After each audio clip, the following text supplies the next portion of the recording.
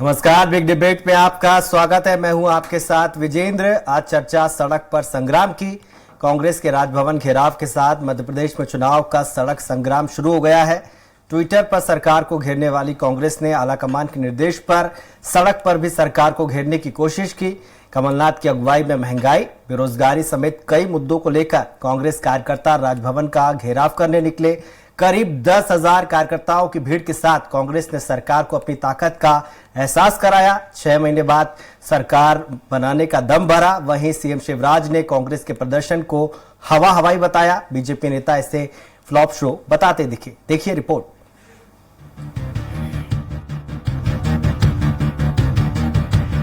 लंबे समय बाद कांग्रेस के नेता सड़क पर थे। आंदोलन कांग्रेस आलाकमान के निर्देश पर था, लेकिन इससे मध्य प्रदेश में सत्ता का मार्ग प्रशस्त करने के लिए सूबाई बनाने का प्रयास साफ दिखा।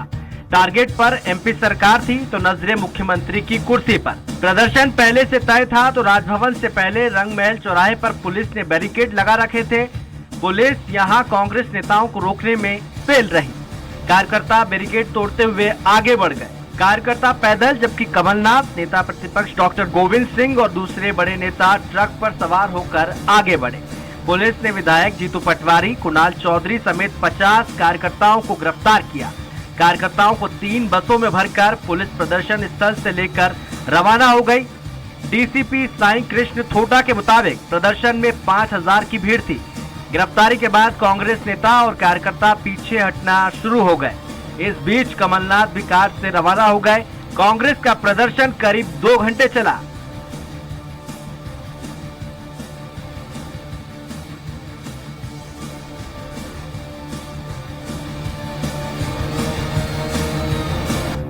जवाहर चौक से पैदल मार्च शुरू होने से पहले सभा में पीसीसी चीफ और पूर्व मुख्यमंत्री कमलनाथ ने कार्यकर्ताओं से कहा, सबसे बड़ी परीक्षा अगले 6 महीने में आपकी निष्ठा की है। नेता प्रतिपक्ष डॉक्टर गोविंद सिंह ने कहा, आज पूरे प्रदेश में बदलाव की लहर है। बेईमान सरकार को उखाड़ने के लिए ये प्रदर्शन है। जीतू पटवारी बोले, मैंने किसानों को 3,000 रुपए क्विंटल गेहूं का दाम देने की मांग की तो मुझे विधानसभा से निलंबित कर दिया।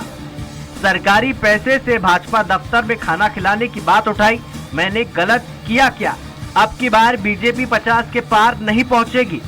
जेपी अग्रवाल बोले, कांग्रेस के कार्यकर्ता बीजेपी से डरते नहीं, अंग्रेजों को मार मार कर इन्हीं कांग्रेस के कार्यकर्ताओं ने भगा दिया था। आपकी निष्ठा आपको यहाँ खींच के लाई है और यही निष्ठा, यहाँ कोई पुरस्कार नहीं मिलना, यहाँ कोई ठेका नहीं मिलना, यहाँ कोई कमीशन नहीं मिलनी, ये तो आपकी निष्ठा है जो आपको खींच के लाई है। और सबसे बड़ी परीक्षा अगले 6 महीनों में आपकी निष्ठा की है। इधर बीजेपी के नेता ट्विटर पर इस प्रदर्शन को फ्लॉप शो बताते दिखे। मुख्यमंत्री ने कहा, किसी भी बहाने हल्ला करना कांग्रेस का मकसद बन गया है।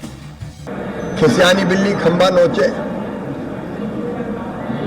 रहना विधानसभा में चाहिए,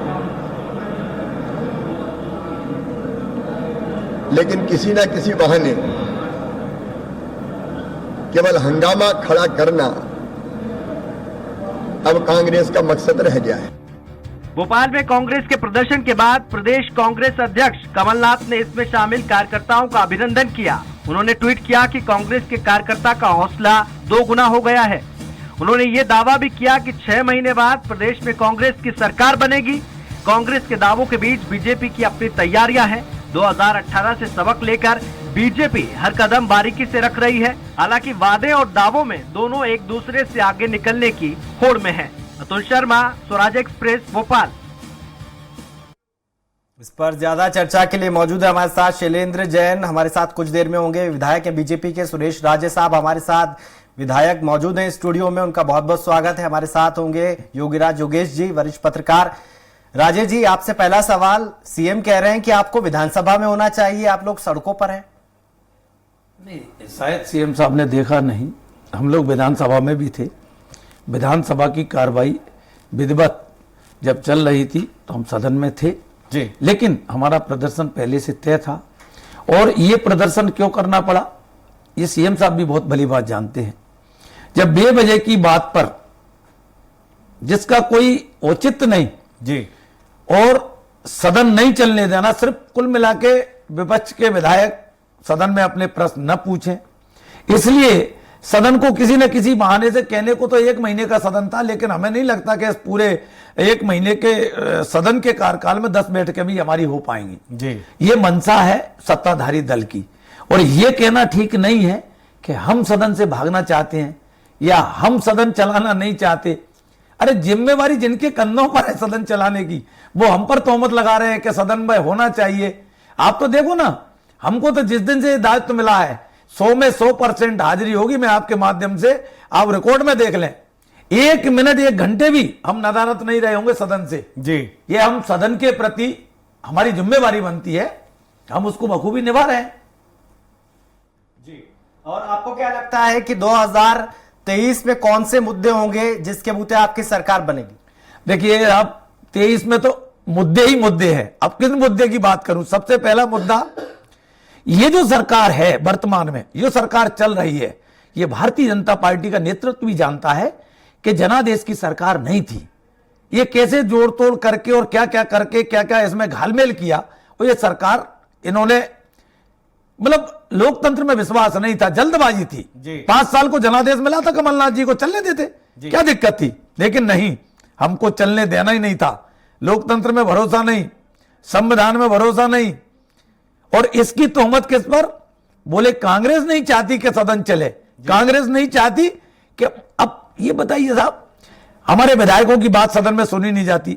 अगर एक विधायक प्रश्न पूछे और मंत्री को जवाब देना चाहिए, मंत्री का एक रटा रटाया जवाब है, कोई भी मंत्री हो जी। देखेंगे, देख रहे हैं, जांच चल रही है। एक प्रश्न के जवाब में आज हमारे एक विधायक, महिला विधायक महोदय ने प्रश्न पूछा, तो मंत्री महोदय जवाब दे रहे थे कि इसके एवज में ये जांच चल रही। कब से जांच चल रही? 3 साल से। तो हमारे विधायक महोदय ने पूछा कि 3 साल से जांच चल रही है, अब तक कोई नतीजा नहीं आया, आने वाले 6 महीने बाद चुनाव है, तो क्या ये जांच अगले आने वाली जो सरकार होगी उसके 5 साल तक चलेगी? अब ये औचित्य का सवाल है साहब। अब अगर हम इन मुद्दों को उठाते हैं, सरकार सदन से भागना चाहती है और तोहमत लगाती है कि विपक्ष और कांग्रेस के विधायक सदन नहीं चलने देते। आप देखिए ना जी, हमारी काम मंशा नहीं है सदन चलाने की। हम तो चाहते हैं, दिग्विजय सिंह जी के समय में 60-60 दिन की बैठकें होती थी जी। 2-2, 2.5-2.5 महीने सदन चलता था। आखिरकार कहां गए वो दिन? ये कैसी परंपरा है? ये कैसा लोकतंत्र का मंदिर जिसे हम कहते हैं? जनता हमें वहां इसलिए भेजती है हम जनता के मुद्दे उठाएं। और हुजूर, अगर 5 दिन का सदन चलेगा, 5 दिन में 2 दिन के बाद सदन खत्म कर दिया जाएगा निश्चित काल के लिए, तो आखिरकार हम जनता को क्या जवाब दें कि आपको किस लिए चुनकर भेजा है? आप हमारी बात ही नहीं उठाते वहां। तो ये विषय ये है, और ये कहना ठीक नहीं है। और जहां तक शिवराज जी का सवाल है, तो वो दिन याद करें 90 से पहले के। शिवराज जी भी इस तरह के आंदोलन कर करके यहां तक पहुंचे हैं, सीधे नहीं पहुंच गए। और विपक्ष का दायित्व है, हमारा कर्तव्य है, हमारी ड्यूटी बनती है कि हम सरकार को गलत नीतियों और गलत दिशा में जाने से रोकें। ये हमारा कर्तव्य है।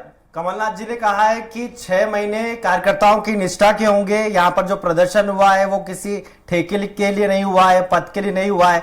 तो एक गुटबाजी आपकी पार्टी की पुरानी समस्या है, तो क्या एक मैसेज है कार्यकर्ताओं को कि एकजुट होकर चुनाव लड़ना है? देखिए साहब, जहां तक सवाल गुटबाजी का है, अब इसमें क्या कहूं, मेरे से बेहतर आप सब जानते हैं जी। हमसे कहीं ज्यादा गुटबाजी है वहां जो सत्ता में बैठे हैं। हमारे गुट की चिंता न करें जी। हमारे यहां तो गुट है ही नहीं। हमारे यहां तो एक नेता है, सम्मानित कमलनाथ जी, उनके नेतृत्व में चुनाव होगा।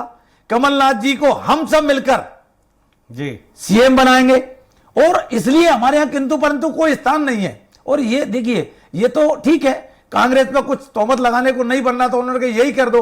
अब मैं यहां आपके यहां बैठ के कितने नाम गिना दूं कि इनके कितने गुट हैं?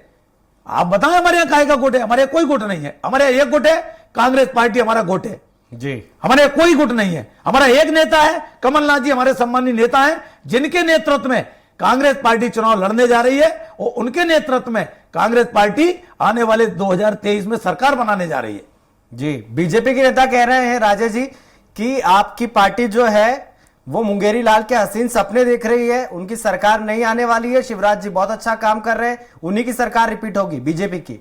देखिए, ये कहने में हर पार्टी को अधिकार है ये कहने का कि उन्हीं की पार्टी रिपीट होगी और हम मुंगेरी लाल के सपने देख रहे हैं। मैंने फिर अपनी बात पर दोहरा रहा हूं, अगर शिवराज जी को अपनी नीतियों के बारे में इतना ही भरोसा था, अपने 15 साल के कार्यकाल पर इतना ही भरोसा था, तो जनादेश कमलनाथ जी को मिला था, कांग्रेस पार्टी को मिला था। 5 साल इंतजार करते और फिर जनता जवाब देती, फिर ये जनता की अदालत में जाते और पूछते कि नहीं ये कमलनाथ जी के 5 साल का हिसाब ये है और 15 साल का शिवराज जी का हिसाब ये है, तो ये दोनों में अंतर नजर आता। 15 महीने की हमने सरकार चलाई, मात्र 15 महीने, जिसमें 4 महीने हमारे चुनाव में चले गए, और 11 महीने की सरकार का हिसाब हमसे कौन मांग रहा है? जो लगातार 18-19 साल से सत्ता में बैठे हैं वो हमसे हिसाब मांग रहे हैं। जो लगातार 8 से 9 वर्ष से केंद्र में बैठे हैं वो साहब हमसे 11 महीने की सरकार से हिसाब मांग रहे हैं। हम तो उसको भी देने तैयार है, आप तो दे दो 18 साल का हिसाब। ये जो नौकरियां निकाल रहे हो ना 6 महीने पहले, ये खिलवाड़ है नौजवानों के साथ। क्या हमने इतनी नौकरियां निकाल दी 6 महीने में? क्या नौकरी निकालोगे आप? दोबारा आऊंगा आपके पास। योगीराज योगेश जी का स्टूडियो में स्वागत करते हुए उनसे मेरा पहला सवाल होगा। योगी जी, कैसे देखते हैं आज जो प्रदर्शन किया कांग्रेस ने? एक गुटबाजी एक पुरानी परेशानी रही है, लेकिन कमलनाथ जी ने बोला है कि अगले 6 महीने आपकी निष्ठा के हैं, निष्ठा दिखानी होगी पार्टी के लिए। नहीं, बिल्कुल सही बात है। कांग्रेस के लिए तो अब ये करोड़ बरों की स्थिति है और ये बहुत बेहतरीन उनके पास अवसर था एकजुटता का। और मुझे ऐसा लगता है कि कांग्रेस ऐसा नहीं कि इस मामले में थोड़ी सफल भी हुई, केवल एक दिग्विजय सिंह जी को छोड़ दिया जाए, उनकी यह व्यस्तता रही हुई है, जो भी एक निजी कारण रहा होगा। बाकी अमूमन मध्य प्रदेश के जितने तमाम बड़े कांग्रेस के नेता हैं वो सारे नेता इस प्रदर्शन में शामिल हुए और प्रदर्शन सफलतापूर्वक संपन्न भी उन्होंने किया। अब ये दीगर बात है कि ये असर कितना डालता है, क्योंकि कई उसमें इश्यूज ऐसे थे। अब जैसे बार एक इश्यूज आता है कांग्रेस की तरफ से, अडानी को लाभ पहुंचाने वाला जो मामला आता है, सवाल सिर्फ ये होता है कि ये मुद्दा आप जनता के मन में कितना बिठा पाओगे, क्योंकि क्या है कि ये डायरेक्ट कनेक्शन इतना ज्यादा नहीं लगता कि पब्लिक से अडानी का कोई बहुत ज्यादा। ठीक है योगीराज जी, आऊंगा आपके पास। हमारे साथ जुड़ गए शैलेंद्र जैन साहब, जुड़ गए, बीजेपी विधायक है। शैलेंद्र जी, बिग डिबेट में आपका स्वागत है। कैसे देखते हैं कांग्रेस के प्रदर्शन को? कमलनाथ कह रहे हैं कि 6 महीने बाद उनकी सरकार आ रही है प्रदेश में। सबसे पहले तो जल्दी आपको बहुत बहुत धन्यवाद, मुझे आपने अपने बहुत ही गौरवशाली इस चैनल में कनेक्ट होने का अवसर दिया। जी सर। जहाँ तक इस प्रदर्शन की बात है, तो इस प्रदर्शन को में मुझे यूं लगता है कि ये अपनी अपनी शक्ति विद इन द पार्टी दिखाने की एक कवायद है। अब जबकि आप जानते हैं कि जब इन्हें स्वयंभू अगले चीफ मिनिस्ट्रियल कैंडिडेट के रूप में प्रस्तावित करने का विषय आया, तो कितने सारे नेताओं ने इस पे प्रश्न चिन्ह लगाए कि ये अभी तय नहीं है कौन सीएम बनेगा। तो ये सब कांग्रेस की इंटरनल पॉलिटिक्स का हिस्सा है और इसमें मैं नहीं समझ में आता है कि जनता के जुड़े हुए कोई भी मुद्दे, कोई भी जनता की भावनाएं इसमें समाहित थी। ये विशुद्ध रूप से पॉलिटिकल एम्बिशन के लिए किया गया एक शक्ति प्रदर्शन मैं मानता हूँ। जी जैन साहब, आप बोल रहे हैं कि उनकी पार्टी में एक मत नहीं है कमलनाथ जी के नाम पर, तो क्या आपकी पार्टी में एक मत है? क्या आप 2000 चुनाव में शिवराज जी के नाम पर जाएंगे?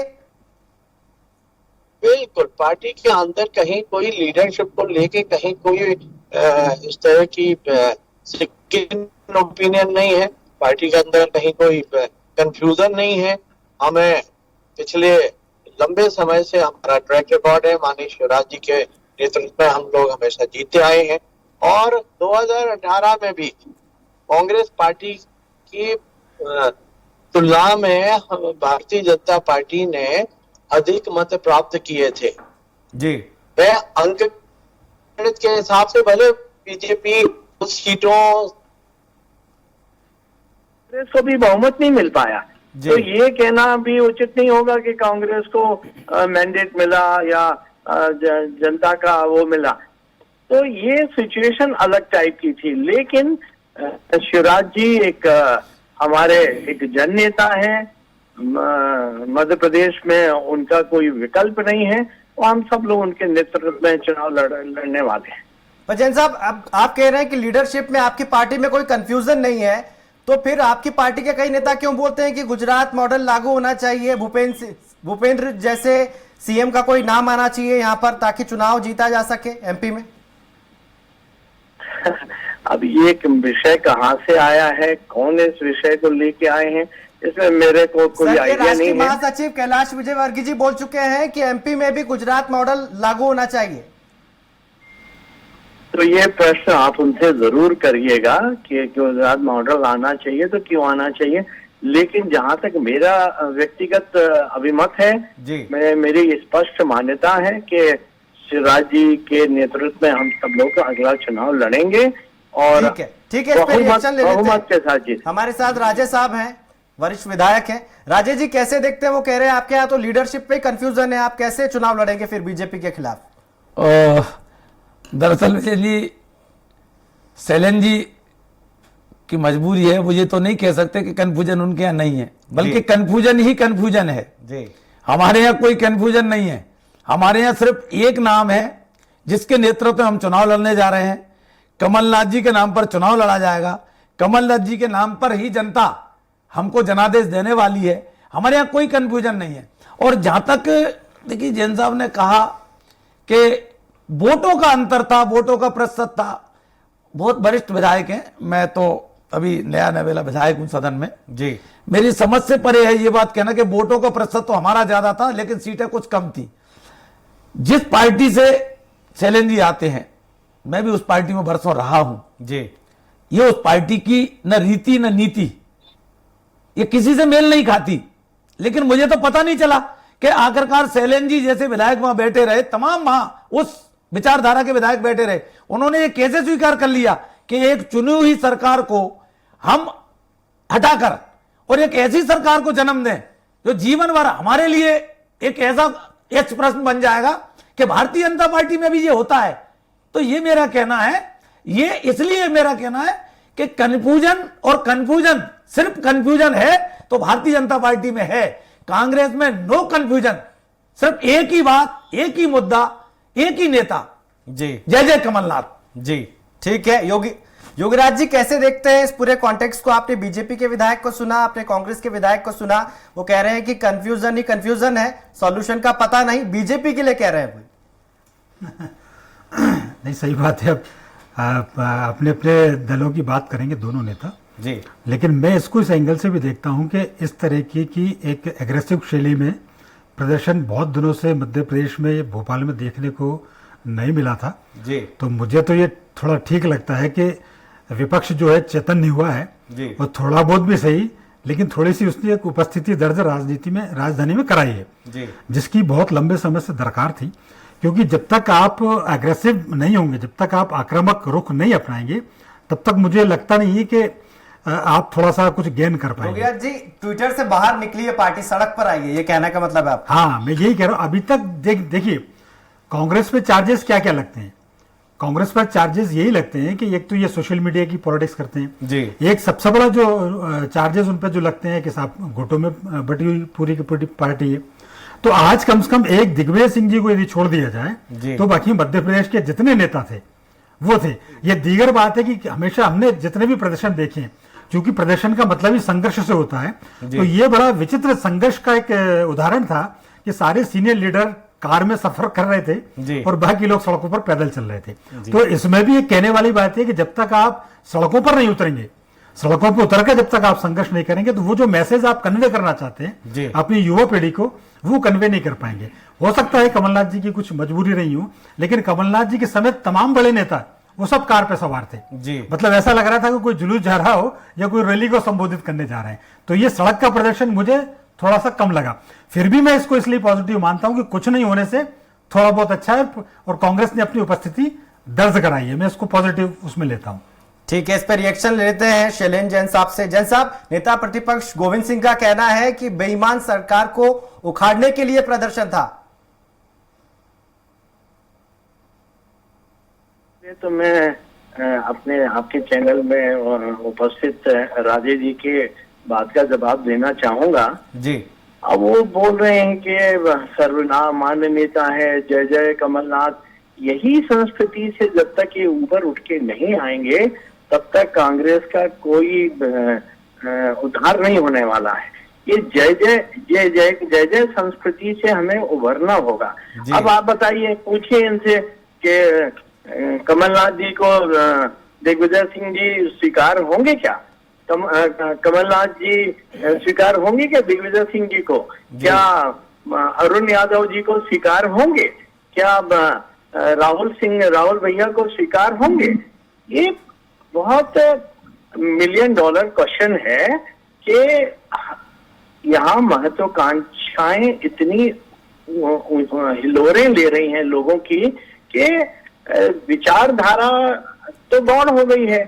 अगर राजेश जी कभी बीजेपी में रहे हैं तो उन्हें ध्यान में आना चाहिए कि विचारधारा पे आधारित अगर कोई राजनीतिक दल है तो वो भारतीय जनता पार्टी है। और आज ये अभी ही कह रहे हैं कि हमारी सरकार गिरा दी और पटक दी और सरकार बना ली। अरे भैया, जो व्यक्ति अपने कुल को, अपने कुटुंब को एक नहीं कर रख पाया, वो प्रदेश को क्या एक रख पाएगा? ये आज हम सब लोगों के ध्यान में है कि किस तरह से इन फाइटिंग में कांग्रेस पार्टी टूटी, कांग्रेस पार्टी के विधायक टूटे और किस तरह से जनता ने मैंडेट दिया है। ये कोई ऐसा नहीं है कि इतने विधायक आके और बीजेपी में मिल गए और सरकार बना ली। हम पब्लिक के बीच में गए, हमने जनादेश लिया है और जनादेश जो है कमलनाथ जी के खिलाफ गया है। जनादेश में इस बात का स्पष्ट उल्लेख था कि जनता के साथ छलावा हुआ है और जनता ठगी हुई महसूस कर रही है। और उस समय जनता ने जिस तरह से भारतीय जनता पार्टी के पक्ष में जनादेश देके अपने जैन साहब, इसका भी जवाब दीजिए। आपको जय कमलनाथ बोलने से एतराज है तो आपकी पार्टी में भी तो जय जय मोदी होता है। अरे हर हर मोदी घर घर मोदी, ये क्या है? जय जय मोदी, ये व्यक्ति पूजा नहीं है। हम कमलनाथ जी बोले, हम राहुल जी बोले, सोनिया जी बोले तो आपत्ति है, और हर हर मोदी बोले और घर घर मोदी बोले, ये अच्छा है, ये संस्कृति ठीक है। अच्छा, ये बताइए कि ये जय जय मोदी, घर घर मोदी, ये जनता की आवाज थी। ये भी जनता की आवाज है जैन साहब, ये जनता की आवाज है, हमारी आवाज नहीं है। भारतीय, अरे ये आप जाओ तो अभी आपने विकास यात्रा निकाली, क्या स्थिति बनी?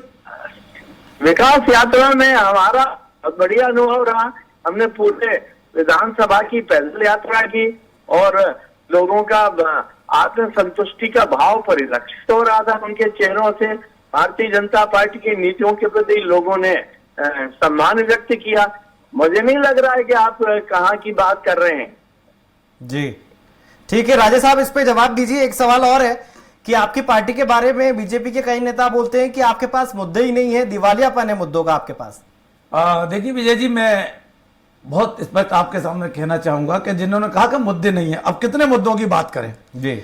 मुद्दा महंगाई का हो, मुद्दा बेरोजगारी का हो, मुद्दा भ्रष्टाचार सर सर के बोल रहा है उसका हो, और मुद्दा चाहे एक बात बताओ, बेरोजगारी खत्म करने के लिए 20 साल कम थे, 19 साल कम है। महंगाई पर काबू पाने के लिए 19 साल कम है। और जहां तक सवाल है पंचायती राज को ध्वस्त करके रख दिया जी। ये 20 साल के इनका प्रबंधन। अभी कह रहे थे, मेरे को बड़ा आशापद लगा, मैं अभी चैनल पर था, हमारा इतना बेहतरीन प्रबंधन है आर्थिक मोर्चे पर। एक व्यक्ति पे पर आय कितना कर्जा है, सम्मानित शैलेंद्र जी बता सकते हैं बहुत अच्छी तरीके से। आप देखिए, अभी आपदा के समय में ये सरकार बैठी है, मैं सरकार के सामने ही, मैं तो विपक्ष का विधायक हूं, इनसे ही बात कर।